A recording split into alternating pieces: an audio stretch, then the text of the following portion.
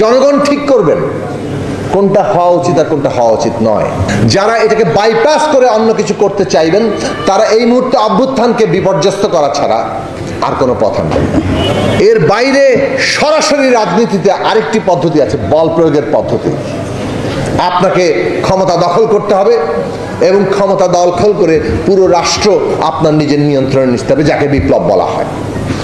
৭২ সালের সংবিধান তৈরির ক্ষেত্রে যে ভুল করা হয়েছে, জনগণের যে ম্যান্ডেট নেওয়ার প্রয়োজন ছিল গণপরিষদ গঠনের ক্ষেত্রে, সমস্ত জনগোষ্ঠীর যে ৭১ সালের যুদ্ধের মধ্যে দিয়ে উত্থান, তাকে ধারণ করার জন্য জনগণের ম্যান্ডেট নেওয়ার প্রয়োজন ছিল, সেটা আওয়ামী লীগের ব্যর্থতা ছিল। কিন্তু আজকে বাংলাদেশের জনগণ সেই ব্যর্থতায় যাতে না যায়, আমরা যদি সংবিধানকে মৌলিকভাবে সংস্কার করতে চাই তাহলে, এবং যেটা অন্তর্বর্তী সরকারের লক্ষ্য হিসেবে ঠিক করেছেন, সে কারণে সংবিধান সংস্কার কমিশন হয়েছে। কাজেই সংবিধান সংস্কার পরিষদ কিংবা সংবিধান সংস্কার সভার নির্বাচন, এটা জনগণের ম্যান্ডেট নিয়ে সংবিধান সংস্কার করা হবে এবং সেই জায়গাটা সত্যিকার রিপাবলিক প্রতিষ্ঠার জায়গা, যে জনগণই সমস্ত ক্ষমতার কেন্দ্র। এই সবাই মিলে জায়গাটা তৈরি হওয়ার যে বাস্তবতা, সেই বাস্তবতাকে জোর করে এখন কেউ বদলাতে গেলে সংঘাত অনিবার্য। সুতরাং আমরা কোন পথে অগ্রসর হব সেটা আমাদের পরিষ্কার করে নির্ধারণ করা দরকার। পরিষ্কার জায়গা, আমাদের সংস্কার লাগবে, আমাদের নির্বাচনও লাগবে। সংস্কার নির্বাচনের জন্য যেমন দরকার, তেমনি সংস্কার জনগণের আকাঙ্ক্ষা। কি কি সংস্কার হবে এটা অলরেডি ইন দি প্রসেস। ঐক্যমত্য কমিশনে এর ন্যূনতম ঐক্যমত্যের জায়গাগুলোকে জাতীয় সনদ আকারে সামনে আনা দরকার। যেসব বিষয়ে ঐক্যমত্য হবে না সেগুলো জনগণের বিভিন্ন অংশের আকাঙ্ক্ষা, কিন্তু এখনো সম্মিলিত আকাঙ্ক্ষা নয়, সেগুলো জনগণের কাছেই ছেড়ে দিতে হবে। তারা যেসব প্রশ্নে সংখ্যাগরিষ্ঠতা দেবেন সেটার দ্বারা নির্ধারিত হবে। এই পদ্ধতির বাইরে আমরা অন্য কোনো পদ্ধতি, মানে হচ্ছে এইখানে সংঘাতের মধ্য দিয়ে আমরা সমাধানের জায়গায় যাওয়া, যেটা আমাদেরকে এমন বিপর্যয়ের মধ্যে ফেলতে পারে যে এইটা অভ্যুত্থানের যে বিপক্ষ শক্তি ফ্যাসিবাদীরা এবং তাদের যে দেশি বিদেশি তাদের মিত্ররা, তারা এই সুযোগটা গ্রহণ করতে পারে। মনে রাখা দরকার, আমরা একটা গণতান্ত্রিক রাজনৈতিক ব্যবস্থা নির্মাণের অবস্থায় আছি। একটা ফ্যাসিবাদী পুরনো ব্যবস্থা তার নানান রকম জগাখিচুড়ি সহ চলছে, তার ভেতর থেকে একটা গণতান্ত্রিক ব্যবস্থার উত্তরণে যেতে চাইছি, নির্মাণ করতে চাইছি। নির্মাণের আগেই সব রকম প্রতিযোগিতা এবং রাজনৈতিক প্রশ্নের ন্যায্যতার প্রশ্নের চাইতে সংকীর্ণ দলীয় স্বার্থকে যদি আমরা মনে করি যে এইটাই জনগণের স্বার্থ, তাহলে অনিবার্য সংঘাত। কাজেই আমরা এই প্রশ্নে বারবার একটা কনসিস্টেন্টলি আমরা বক্তব্য হাজির করছি যে সংস্কার এবং নির্বাচন কোনো মুখোমুখি ব্যাপার নয়। যারা সংস্কারকে প্রাধান্য দিয়ে নির্বাচনকে দূরে ফেলতে চাইছেন তারা যেমন সংকীর্ণ স্বার্থ করছেন, আবার যারা সংস্কারকে গুরুত্বহীন করে নির্বাচনকে একমাত্র করছেন তারাও সংকীর্ণ স্বার্থে এটা পরিচালিত করছেন এবং কোনো না কোনোভাবে এটাকে মুখোমুখি দাঁড় করানোর ক্ষেত্রে উভয়ই ভূমিকা রাখছেন। কাজেই সংস্কার এবং নির্বাচনকে একসাথে যদি আমরা চালাতে চাই তাহলে সংস্কারের প্রশ্নগুলোকে সুনির্দিষ্ট করা দরকার এবং ইতিমধ্যে ঐক্যমত্য কমিশন 3 মাসের সময় নিয়েছেন। সেই কমিশনের সময়ের মধ্যেই সংস্কার প্রশ্নগুলো সুনির্দিষ্ট হলে যেসব প্রশ্নে অনৈক্য থাকবে সেই সব প্রশ্নগুলোকে নির্বাচনের সামনে নিয়ে যাওয়া দরকার। সুতরাং সংস্কারের যে বিষয়ে ঐক্যমত্য আছে সেগুলোই জাতীয় সনদ, যেগুলো ঐক্যমত্য নাই সেগুলো জনগণ নির্ধারণ করবে সেটা হবে কিনা। এবং জনগণ নির্ধারণ করতে গেলে বল প্রয়োগের বাইরে যে আরেকটি পদ্ধতি আছে শান্তিপূর্ণ ক্ষমতা হস্তান্তরের, সেটা হচ্ছে নির্বাচন। সে কারণে নির্বাচন আপনার লাগবে। জনগণের যুক্ত করা ছাড়া আপনি নিজের খেয়াল খুশি মতো চাপিয়ে দিতে পারবেন না। আপনার দাবি আপনি তুলতে পারবেন। কেউ কেউ চাইতে পারেন অন্তর্বর্তী সরকার আরো বহুকাল থাকুক, কিন্তু প্রশ্ন হচ্ছে যে কালেকটিভিটির মধ্য দিয়ে, অর্থাৎ একটা সম্মিলিত সমর্থনের মধ্য দিয়ে একটা অন্তর্বর্তী সরকার ক্ষমতায় এসছে, যদিও তারা সুপ্রিম কোর্টের কাছ থেকে তাদের একটা আইনি বৈধতা নিয়েছেন, কিন্তু এর প্রধান শক্তির জায়গা কিন্তু হচ্ছে গণসমর্থন এবং বিশেষভাবে এই যে স্টেক হোল্ডারদের সমর্থন।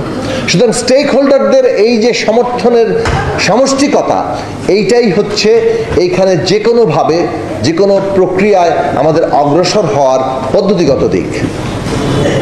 সর্বসম্মত যদি আমরা না হই তাহলে দ্বন্দ্ব এবং সংঘাত অনিবার্য। সে কারণে আমরা শুরু থেকে বলে আসছি 5ই আগস্টে যে রাজনৈতিক উত্তরণের এই প্রক্রিয়াটা ন্যূনতম জাতীয় ঐক্যমত্যের ভিত্তিতে পরিচালিত হওয়া দরকার।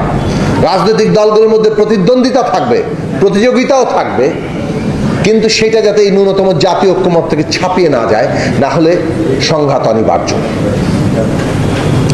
এখন জাতীয় যে সনদটা আমাদের হবে ঐক্যমত্যের, সেই জাতীয় সনদ অর্ডিন্যান্স তৈরি হতে পারে যাতে করে আগামী নির্বাচনে এই জাতীয় সনদ বাস্তবায়ন করা বাধ্যতামূলক হয় এবং সেটা একটা নির্দিষ্ট সময়ের মধ্যে হয়।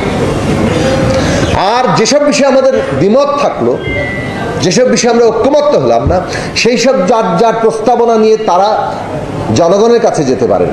নির্বাচনে জনগণ যদি কাউকে ভোট দিয়ে সংখ্যাগরিষ্ঠতা দেন, তার ভিত্তিতেই সেগুলো বাস্তবায়ন হবে, এর বাইরে আর কোনো পথ নেই। আমাদের কাজ হচ্ছে জনগণকে ঐক্যবদ্ধ করা নিজেদের রাজনৈতিক লক্ষ্য অনুযায়ী।